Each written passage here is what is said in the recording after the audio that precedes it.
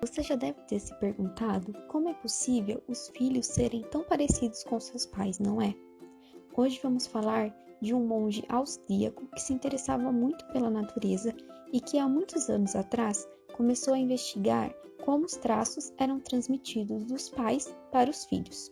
Com certeza você já deve ter escutado falar sobre a história de Gregor Mendel e suas ervilhas, né? Mas quem foi Mendel e quais foram as suas contribuições para a genética clássica que conhecemos hoje? Johann Mendel nasceu na Áustria em 1822. Era filho de camponeses e Mendel sempre levou uma vida muito simples.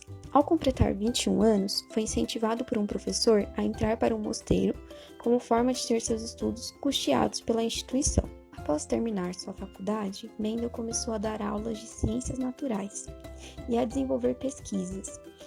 E a sua principal pesquisa foi a que investigava quais eram os mecanismos de transmissão das características dos pais para os filhos.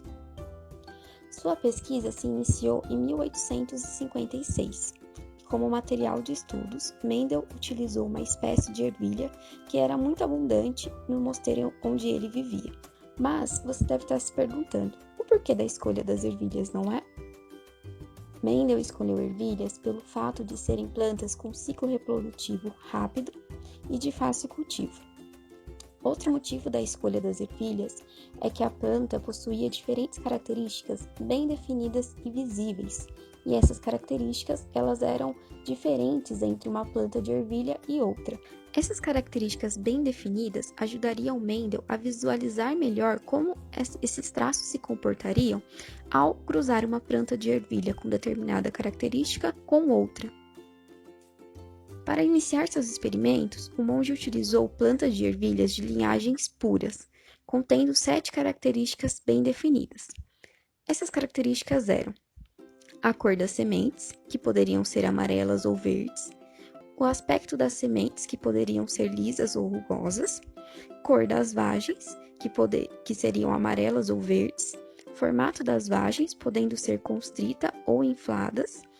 Mendel ainda analisou características relacionadas à flor das ervilhas, como a cor, podendo ser roxa ou branca, posição na flor no caule, que poderia ser terminal, estando na extremidade do caule, ou axial, com flores brotando do meio do caule. Uma última característica que seria observada por Mendel era a altura das plantas, podendo ser plantas baixas ou plantas altas. Essa linhagem de plantas puras seria uma linhagem parental, que daria início ao intercruzamento entre as plantas. Você já pode imaginar o trabalhão que deu, né? Mendel, então, começou a realizar os intercruzamentos entre as plantas de ervilhas.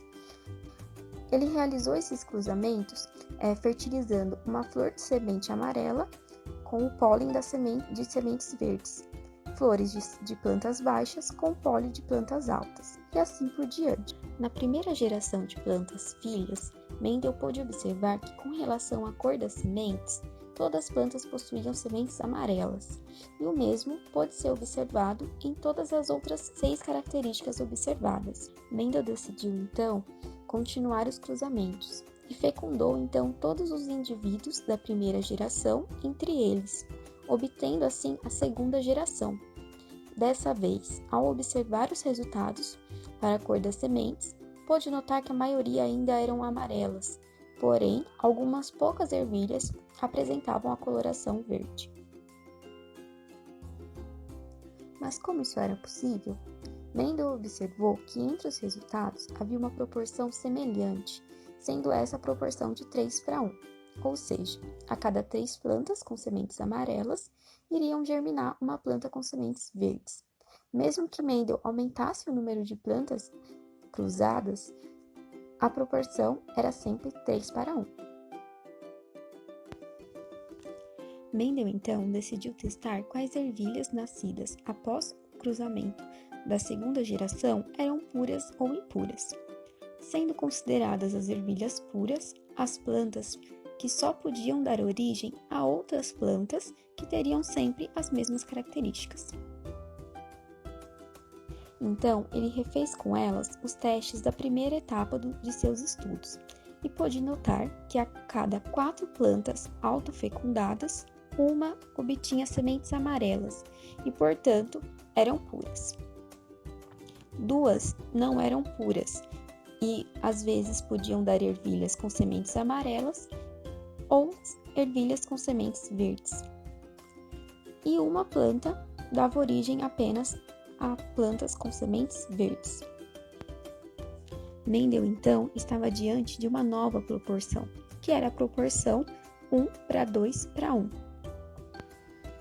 Hoje, sabemos que a primeira proporção encontrada por Mendel, de 3:1, está relacionada ao fenótipo das ervilhas, ou seja, às características expressas, como, por exemplo, a cor das sementes.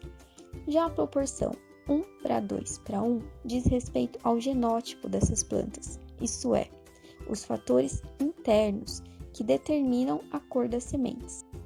Mendel, então, continuou seus experimentos, cruzando ervilhas não apenas dentro das características selecionadas, mas também fazendo combinações entre elas. Com os resultados observados, pôde-se determinar alguns elementos importantes sobre como os pais transmitem suas características para seus filhos. Esses elementos foram descritos como sendo as leis de Mendel. Que tal compreendermos melhor agora quais foram as premissas descritas por Mendel? Pois bem, a primeira lei de Mendel também é conhecida como sendo a lei da segregação de fatores, e está relacionada com os primeiros cruzamentos realizados pelo monge, quando ele apenas selecionava uma característica específica, como, por exemplo, a cor das sementes. Para essa primeira lei, Mendel chegou às seguintes evidências. As características presentes nas plantas de ervilhas adultas são determinadas por dois fatores, que estão presentes na planta. Durante a formação dos gametas, esses fatores se separam e cada gameta possui um dos fatores. A chance de colocar um dos fatores nos gametas é exatamente igual à chance de colocar o outro fator. O encontro gamético é completamente casual.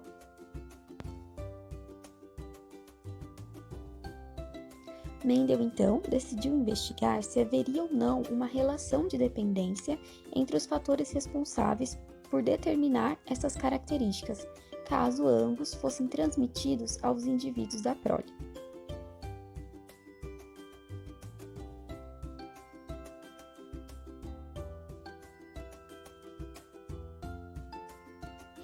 Ao intercruzar plantas com as 7 características combinadas entre si, Mendel obteve algumas evidências que foram descritas como sendo sua segunda lei, que é conhecida como a distribuição independente dos fatores, cuja premissa é que durante a formação de gametas ocorre a separação independente dos pares de fatores e que a possível distribuição de cada um desses fatores em um mesmo gameta não interfere na herdabilidade das futuras características. Com a segunda lei de Mendel, podemos compreender que nossos fatores que determinam nossas características se comportam de forma independente. Mendel foram publicados em 1865, mas infelizmente as pesquisas realizadas pelo monge não obtiveram a atenção merecida por parte da sociedade científica, sendo redescobertas apenas em 1900, quando um grupo de biólogos começaram a estudar as propriedades cromossômicas. Não nos resta dúvidas de que o árduo trabalho desempenhado por Mendel possui grande importância para o campo da genética moderna. A partir de seus experimentos com ervilhas, foi possível começar a esboçar e a compreender a origem das diversas características que nos constituem.